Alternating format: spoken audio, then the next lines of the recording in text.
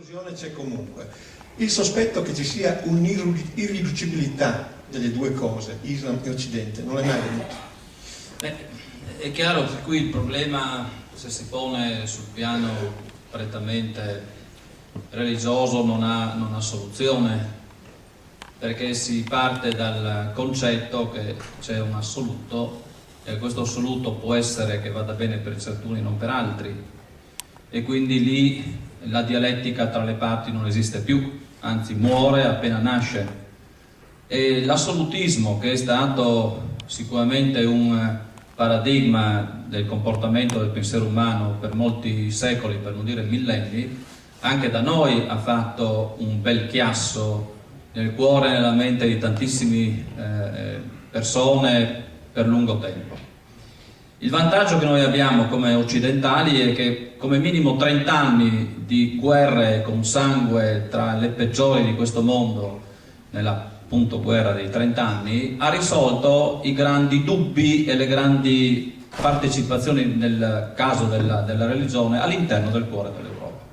Quindi intorno al 600 noi abbiamo risolto parecchie cose e quindi da allora in poi il pensiero si è distribuito secondo altre modalità. E qui a me fa specie che parecchie persone che politicamente da lungo tempo navigano cogliendo tutto il portato storico di almeno 300 anni di storia di democrazia in questa nostra Europa facciano la faccia appunto storta o il naso messo dall'altra parte quando si tratta del relativismo, che è un grandissimo concetto che a lungo noi abbiamo cercato in Europa di cogliere e che finalmente fa parte del nostro panorama culturale, che anche coloro i quali in qualche modo non riconoscono la stessa sono frutto di quel lungo processo di pensiero, di cultura occidentale. Allora, tanto per essere chiari e schietti, c'è un tedesco che dice in buona sostanza qualche anno fa, lo dice in modo chiaro per far capire il senso di tutta questa cosa. Dice ebbene è vero che Gesù Cristo è un ebreo e che tu, tizio che stai vicino a me, hai la macchina giapponese e che l'altro come me beviamo il caffè che arriva dal Sud America e che in fondo la democrazia nostra è quella greca, non è nostra, greca, e che il linguaggio nostro, le lettere, sono latine e sono arabi. Però alla fine, direttore, alla fine dice l'unica cosa che ci contraddistingue è che il vicino di casa è l'unico che invece non è un tedesco, ma è un esterno. Per dire che in fondo questa ricerca smodata di una identità che in fondo si sbriciola non appena si cerca di individuare esattamente come si declina l'esistenza di ciascuno di noi, se uno facesse caso a ciò si renderebbe conto che queste barriere così forti di carattere religioso sono cose che sicuramente competono a quel 1683 e che invece oggi le realtà sono ben diverse. Ci si può ancora attestare a guardare queste cose, non nascondo che ci sono stati eventi, l'11 settembre del 2001 è una cosa catastrofica, ha cambiato il mondo e via di seguito, ma non si può necessariamente far passare il dialogo, la relazione tra l'Occidente e l'Oriente solo sotto la veste di carattere religioso. Questa è una visione del tutto ideologica, inaccettabile e quantomeno povera di spirito critico. Infatti, nel film si dice il Corano è la nostra spada. Vabbè, insomma, Martinelli così, ho citato... Sì, non è una frase mia, è una frase di Hassan al-Banna, che è il fondatore dei Fratelli Musulmani, che scriveva queste cose nel 1920, quindi molto prima dell'Afghanistan, molto prima dell'Iraq. Se voi leggete quello che scriveva Hassan al-Banna, è incitazione delinquere allo stato puro. Vi ricordo che i signori musulmani che siedono alla consulta musulmana presso il nostro governo sono della fratellanza musulmana, la Muslim Brotherhood. Quindi Tariq Ramadan credo sia imparentato con questo signore. Comunque io vorrei riportare un attimo il discorso al senso profondo del film, che non è ancora uscito e mi dispiace un po'. Il senso profondo del film è che il mercante alla fine per amore si fa ammazzare. Quest'uomo ha fatto nella sua vita molti attentati usando colombe in nome di un credo religioso in Allah. Nel nome di Allah ha sacrificato vittime innocenti. Questa volta si innamora della colomba e si rende conto che l'amore, che è un sentimento ancestrale, è più forte di quel credo religioso che l'ha sempre guidato, perché Dio è amore, non può e non deve essere distruzione, come insegnano i musulmani. Dio è amore e per amore si fa ammazzare. Questo è il senso profondo del film, che è esattamente il senso dell'enciclica di Papa Ratzinger. Dio è amore. Questo è il senso profondo del film.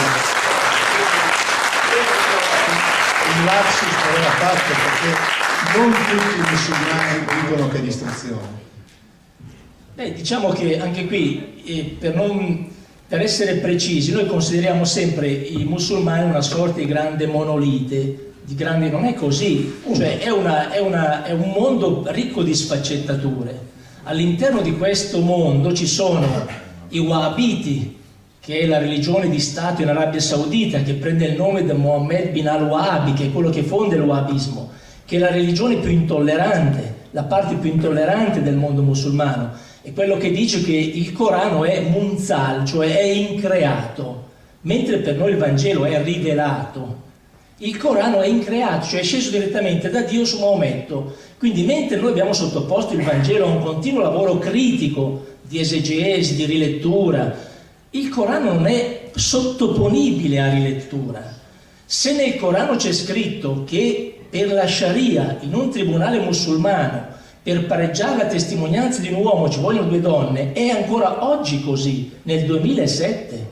In qualsiasi tribunale musulmano 2 donne pareggiano la testimonianza di un uomo, perché è scritto nel Corano. Quei pochi disperati all'Università del Cairo che tentano disperatamente di sottoporre il Corano alla revisione storica vengono immediatamente accusati di apostasia e condannati a morte, perché il Corano è munzale, è increato, non è colpa loro, è così. Allora, noi nel film è vero che parliamo nel film, se voi ci fate, io non parlo mai di Islam, parliamo sempre di islamisti o comunque di terroristi islamici. Il film è stato completamente riscritto da 2 consulenti, uno musulmano e un altro cristiano convertito, per dirvi con quanta serietà abbiamo cercato di lavorare, con molti litigi, perché vi faccio un esempio banale ma emblematico. A un certo punto il nostro protagonista dice: il dovere di ogni musulmano adulto è di fare il jihad, perché è maschile, e di combattere questo finché l'ultimo miscredente non sia stato convertito o ucciso. Così dicono i testi coranici, non l'ho inventato io. Il consulente musulmano mi dice: no, non puoi scrivere sta roba in un film. Come non posso? È scritta lì. No, litigi di 3 settimane, alla fine siamo arrivati al compromesso, nel film si dice non sia stato convertito o sottomesso. Il senso è simile, ma la radice è cambiata profondamente. Queste sfumature sono state fatte decine di volte nel corso del film. Tutto ciò che io ho scritto l'ho preso dai testi coranici, quindi da Hassan al-Banna, da Wahhabi, da Said Qutb, i grandi filosofi musulmani. Il discorso che il mio imam fa nella moschea, Allah aiutaci a distruggere l'Occidente, è preso di peso, io non ho cambiato una virgola, dal discorso fatto dall'imam di Roma nel 2003 nella moschea di Roma, cioè nel centro della cristianità l'imam di Roma fa incitazione a delinquere. In un paese normale lo si carica sul primo aereo, lo si rimanda al paese d'origine.